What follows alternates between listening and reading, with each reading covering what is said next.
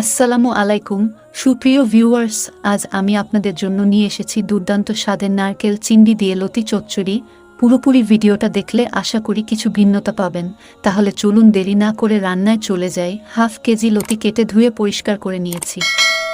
লতি কেনার সময় চেষ্টা করবেন এরকম চিকন চিকন লতি কেনার, এগুলো রান্নার সময় গলে যায় না এবং খেতেও সুস্বাদু হয়। ফ্রেশ নদীর চিংড়ি নিয়েছি 1 কাপ।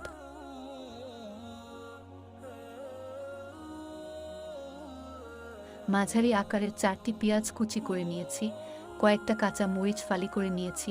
2 টেবিল চামচ পেঁয়াজ বাটা, 1 চা চামচ রসুন বাটা, নারিকেল বাটা 1 কাপের 3 ভাগের 1 ভাগ, 1 চা চামচ হলুদের গুঁড়া, 1 চা চামচ মরিচের গুঁড়া, হাফ চা চামচের একটু বেশি লবণ নিয়ে নিলাম। 3 টেবিল চামচ সরিষার তেল নিয়ে নিলাম। আপনারা চাইলে রান্নার রেগুলার তেল নিতে পারেন।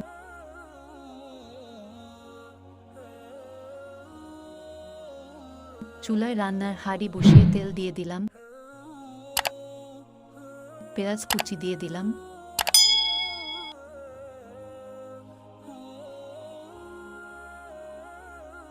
পেঁয়াজটা ভেজে যখন কালারটা একটু পরিবর্তন হবে তখন চিংড়ি মাছগুলো দিয়ে দিলাম।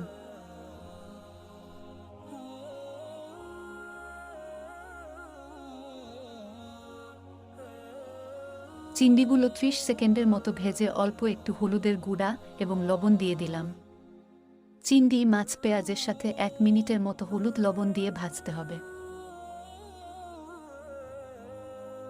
যখন হাঁড়ির সাথে লেগে লেগে আসবে এবং সুন্দর একটা স্মেল বের হবে তখন পেঁয়াজ বাটা এবং রসুন বাটা দিয়ে দিলাম। পেঁয়াজ রসুন বাটা চিংড়ির সাথে 1 মিনিটের মতো ভেজে পানি শুকিয়ে নিতে হবে।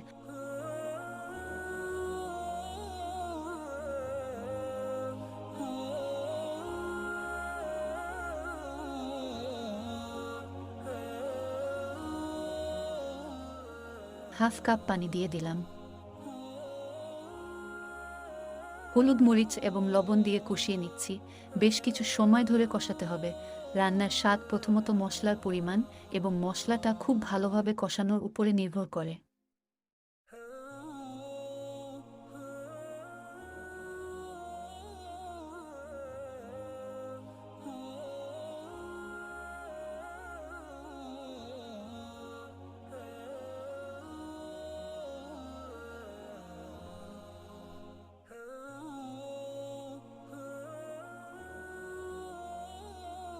মশলাটা যখন হাঁড়ির সাথে কষাতে কষাতে লেগে আসবে তখন নারিকেল বাটা ও কাঁচা মরিচ দিয়ে দিলাম।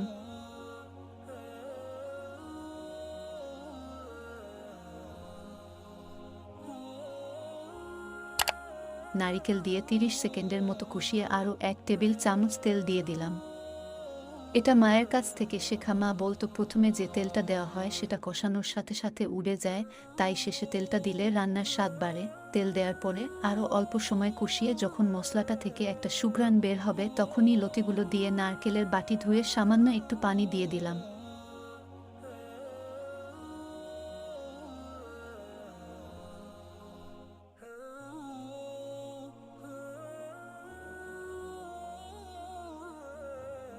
দুই মিনিট কষিয়ে 1.5 কাপ পানি দিয়ে দিলাম।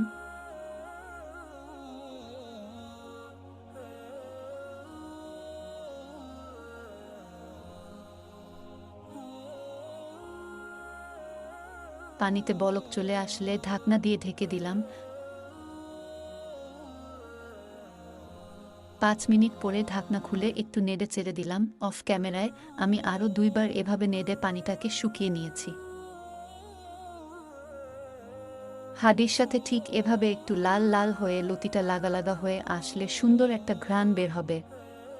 ঠিক তখনই চুলাটাকে অফ করে দিলাম। ব্যাস, নারকেল চিংড়ি দিয়ে লতি চচ্চড়ি আমার রেডি।